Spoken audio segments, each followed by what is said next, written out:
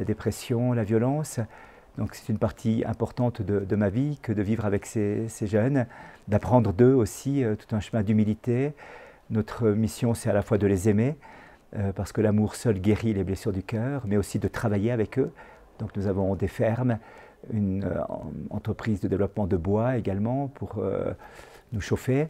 Et donc nous travaillons de nos mains avec eux. Et puis bien sûr toute la dimension spirituelle qui leur est proposée, puisque cette rencontre avec Dieu qui nous aime et qui nous sauve est aussi une expérience fondamentale. Et puis à côté de ça, eh bien, il y a différentes activités aussi que j'exerce, puisque nous avons eu des contacts avec des personnes qui étaient dans l'entreprise, qui venaient nous aider ou qui travaillaient avec nous, avec des politiciens avec qui nous sommes en contact.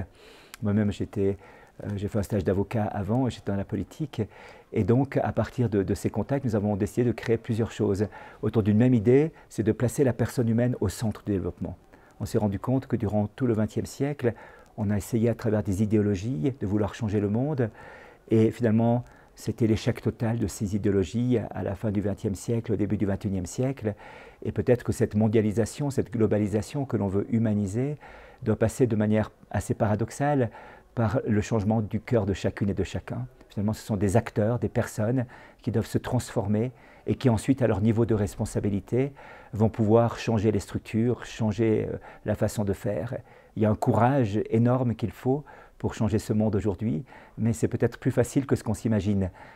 Quand on parlait en termes de modèles, de structures et d'idéologie, c'était un mouvement énorme qu'il fallait.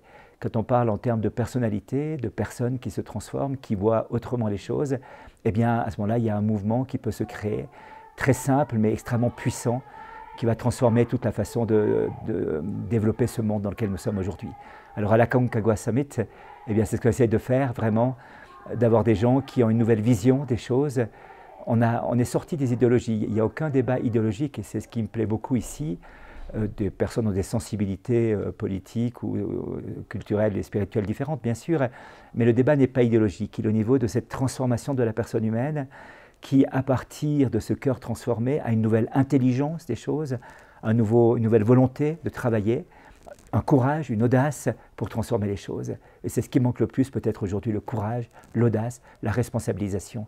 Dans un lieu comme ici, où il est possible de s'encourager les uns les autres, d'avoir une vision de la société au-delà des frontières culturelles, sociologiques. Des patrons sont là avec des gens qui travaillent dans les milieux les plus pauvres, des personnalités qui sont dans la société civile et d'autres qui sont dans la société politique, des gens qui habituellement peuvent se confronter ou s'affronter dans le monde.